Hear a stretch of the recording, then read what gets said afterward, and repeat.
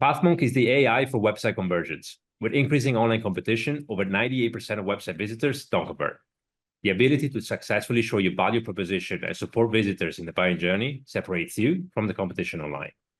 Pathmonk qualifies and converts leads on your website by figuring out where they are in the buying journey and influencing them in key decision moments with relevant micro experiences like case studies, intro videos, and much more. Stay relevant to your visitors and increase conversions by 50% by adding Pathmonk to your website in seconds, letting the artificial intelligence do all the work, and increase conversions by 50% while you keep doing marketing as usual. Check us out on pathmonk.com. Hey everyone, welcome to today's episode of Pathmonk Presents. Today, we are joined by Katia Bololia, Head of Marketing and E-commerce at Ottoman. Katia, hello. Great to have you on the show. Thank you for having me. Of course. Well, you're more than welcome. And I'm sure we'll have an interesting conversation. So I just want to jump right into it, Katia. If you can tell us a little bit about Ottoman and more than anything, what do you guys do? Who you serve? And if you could give us an idea of what makes your brand stand out in the market, that would be great. Yeah, of course. Ottoman is a small independent jewelry brand. It's been founded in London, in Portobello Road, about 15 years ago. This year we will be celebrating our 15-year anniversary. And it was founded by Denise Gordal, who is Turkish and British, and kind of brought her culture and her inspiration and heritage from Turkey to London, kind of combined these two to make contemporary jewelry with a little bit of a twist. What we do is we do sustainable jewelry. We started using recycled metals all the way back 15 years ago when Denise started. So we have kind of like pioneered sustainability from the very first beginning. And we work with small workshops, predominantly in Istanbul, India, and Afghanistan, to create small batches of jewelry. Amazing. I love the sustainability, the focus on sustainability, right? And you mentioned all these workshops that you have. You were just talking offline about collaboration that's coming up, right? Can you tell us a little bit more about that? Because one of the people we collaborate with, the workshops we collaborate with, is a foundation that was created by King Charles when he was Prince of Wales.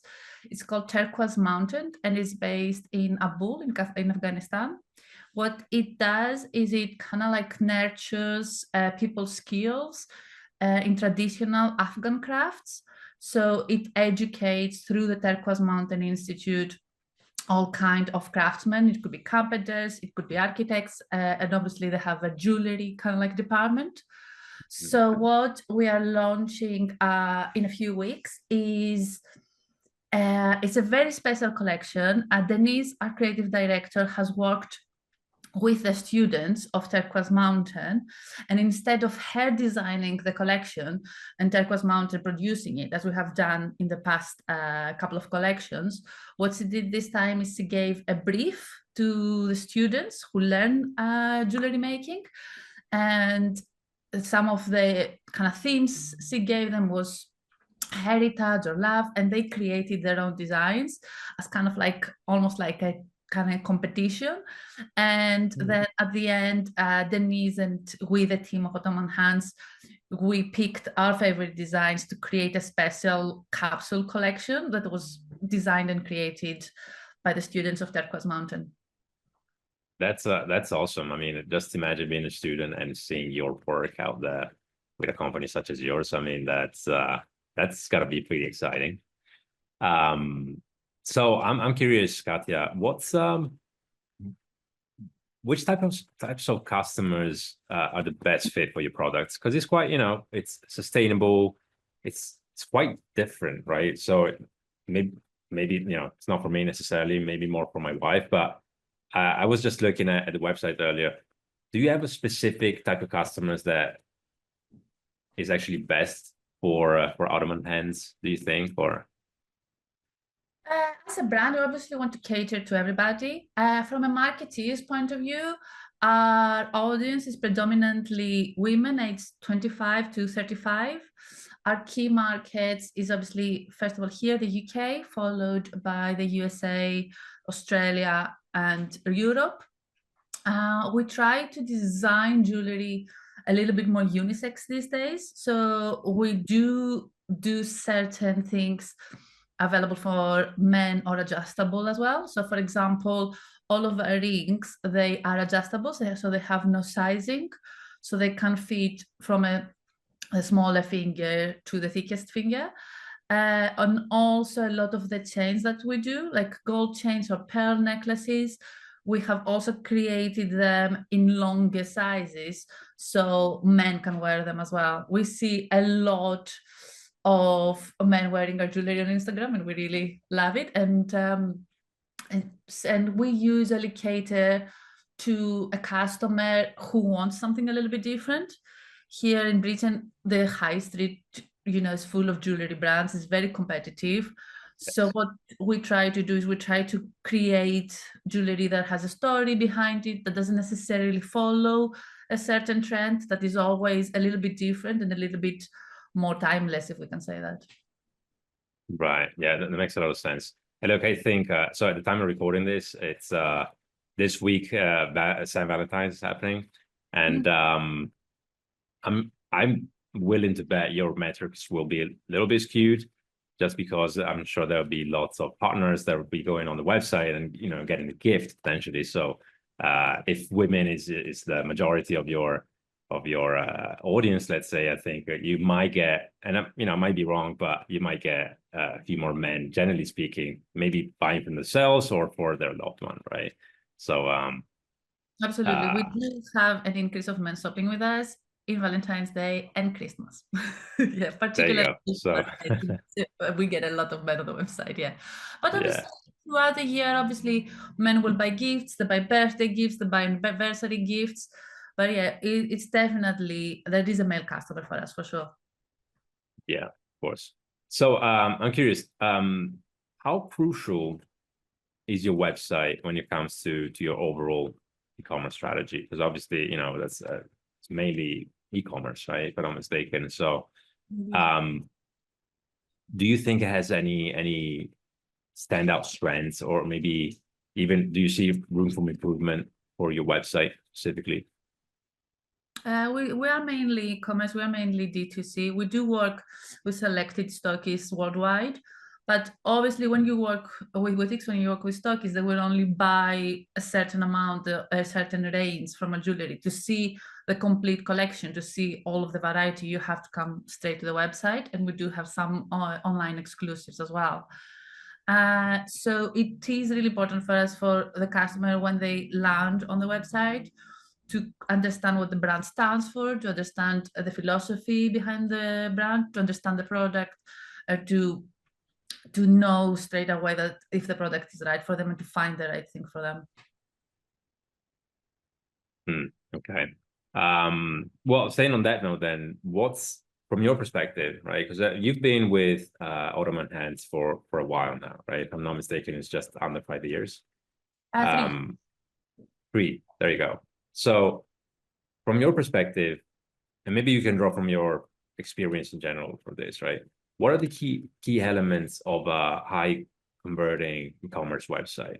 And specifically, I guess, myself, first and foremost, I like to geek out on tools or frameworks and whatnot. But if you have, again, any tools, tactics, or maybe tips that you rely on to boost sales, then I'm sure our audience will also love to hear about that. Because in terms of e-commerce design, in the 3 years that I've been with Ottoman Hands, we have completely changed how the website used to look to today. For me, the key thing in selling is clarity. There needs to be a really clear message, a really clear product photography, really clear model photography, things that sound simple and we might take them for granted, but it's not always the case. As a marketer, I find it frustrating a lot of the times when I land on the website and I'm not sure what are they selling to me, what am I supposed to do next, what am I supposed to buy. And right now we live in such a digital world that's so competitive. It's really, really hard to stand out and to be able to say, hi, we're a small brand from London, buy from us, and not from like a giant, jewelry brand. So what I try to do is I always make sure that the text, the copy is as clear as usual. My rule of thumb for every page is not to have either long things of text, or what I try to say, particularly to the marketing team that I work with, and 9-year-olds that understand what you're talking about. Mm. It's very, very often in fashion and in jewelry that we can kind of wax lyrically. We can go a little bit poetic and just talk in big words. And I'm just like, just tell me the simple thing. Is it long or is it short? You don't have to tell me 100 words. So Right. one of the key points for the website is just make it as simple as possible and make it sure it's as informative as possible. The customer should know how long it is, how heavy it is, what metal it is, what gemstone it is. And for us that we work, for example, with gemstones that sometimes are different colors because they're all natural, it's very, very important for us to make it clear to the customer that what you see in the picture, we try to represent it as accurately as we can, but because it's a natural gemstone, it might not look exactly identical. So we just try to put the message out as clear as possible to make sure that the customer has a seamless experience from the moment they buy to the moment it gets to the door and they open the jewelry box.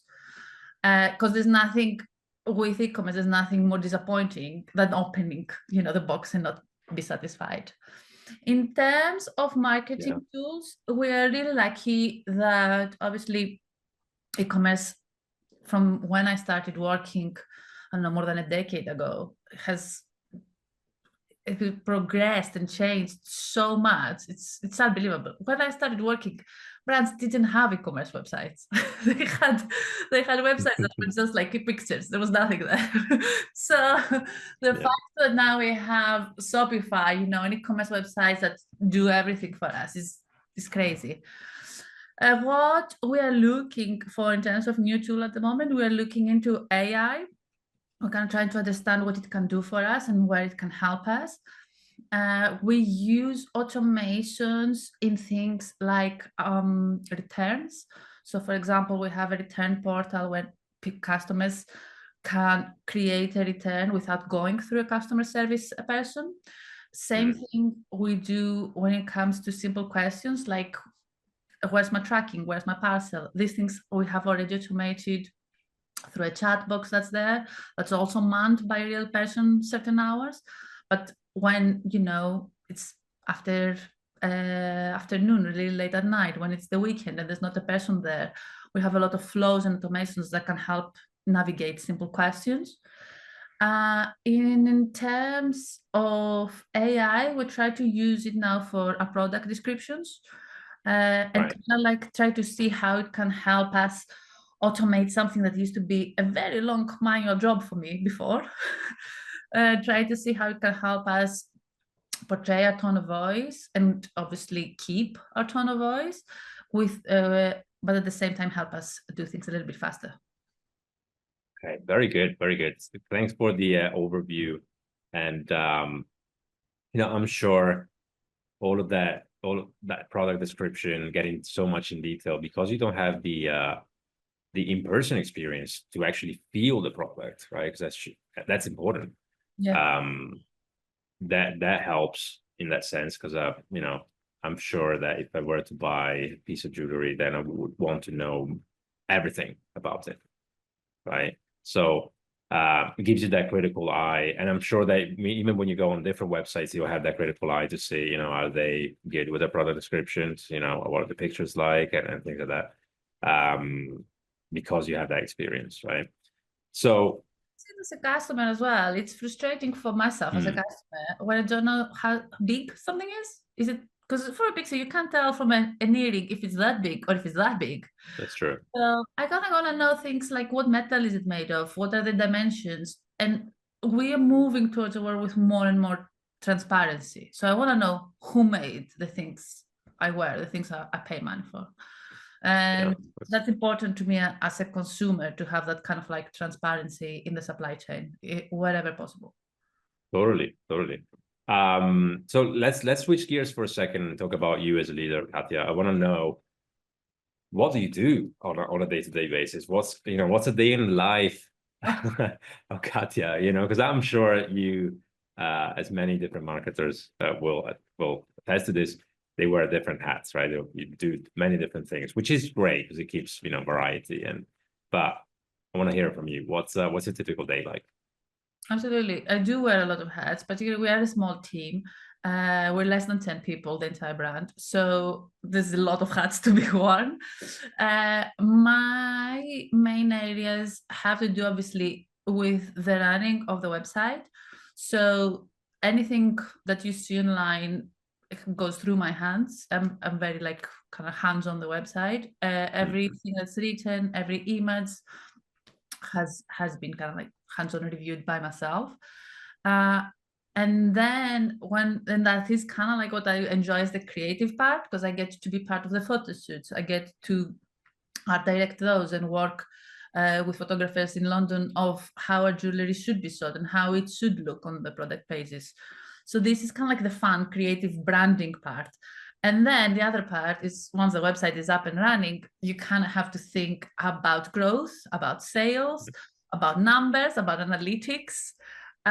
So in my day-to-day, my week, I think one of the days would be the creative day, if that makes sense. And then the rest of the week would have to do with advertising, paid ads, Google ads, meta ads, newsletters, down to operations and whether we have enough boxes, I do a bit of everything, yes. Yeah, that's interesting. Are you able to actually compartmentalize the days, in a sense that you said one day is creative only? Are you able to do that during the week, or? No, you don't necessarily do that. It has to do with the marketing calendar. So when, for example, when we're near a new launch, when we have to go through the motions of having a photo shoot done, of then creating the products online, of writing the descriptions, we would be working towards this launch. But at the same time, I oversee 2 or 3 agencies for us who do affiliates, they do paid media, they do our press, they do our PR. So in my week, I kind of have these weekly meetings. So we go across the motions of what needs to be done for paid media, what needs to be done for affiliates. And so there's not a clear kind of like day, that makes sense. But I would say in general, like 70-80% of my time has to do with sales and online sales growth. And we have grew Ottoman Hands so much since it first started in 2021. I think we have almost tripled sales. But the creative part, when that happens, that's kind of like the fun thing, isn't it? Yeah, I can imagine. All right, since we're coming towards the end of the interview, Katia, I want to jump into our rapid fire questions. Something we do here. I want to keep it light and fun. The only rule we have for this really is that we keep answers short and crisp. Okay. Are you ready? Yeah. All right. What's the last book you read? I'm currently reading Divi by Diane Vreeland. She was a legendary fashion editor in Vogue's and Harper's Bazaar back in the day. And I got that a couple of last Christmas, so it's quite fun.